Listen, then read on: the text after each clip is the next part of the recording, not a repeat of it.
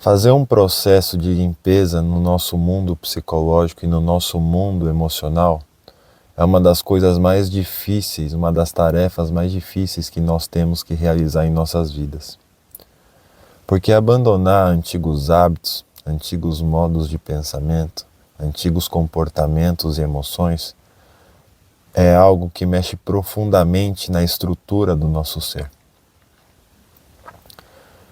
Quando a gente começa a deixar para trás a nossa antiga carcaça, a nossa antiga identidade, a gente perde totalmente o nosso chão.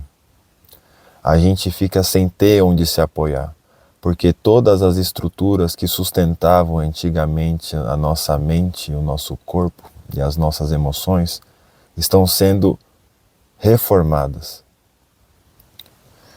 Então, o seu mundo inteiro começa a se transformar.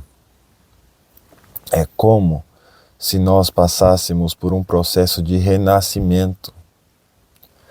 A palavra renascimento é uma palavra linda, mas quando as pessoas pensam sobre esse processo de crescimento no mundo psicológico e no mundo emocional, elas acham que parece como se fosse uma flor desabrochando, uma coisa linda e agradável de se fazer. Mas é algo como se fosse, é mais parecido com uma fênix saindo das chamas, gritando, anunciando o seu nascimento. Porque você realmente tem que queimar o antigo, o seu eu antigo para nascer novamente a partir das cinzas.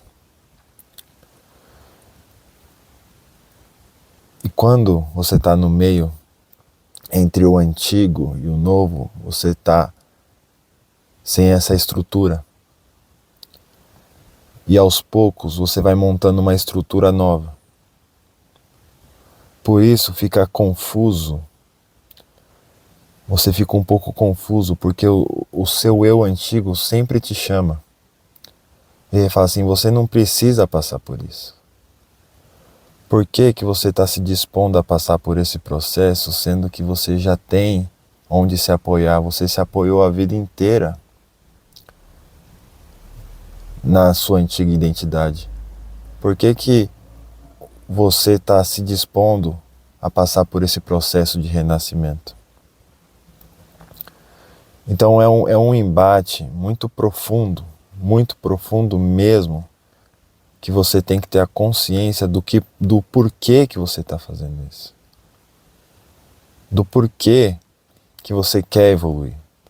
Do porquê que você está travando essa batalha interna. É para se sentir melhor? É para ganhar mais dinheiro? É para ter um relacionamento bom, produtivo para a sua vida? Ou é porque você quer realmente ver o que tem além desse deserto? O que tem depois desse deserto? Porque se você está passando por ele, você não fica nele para sempre.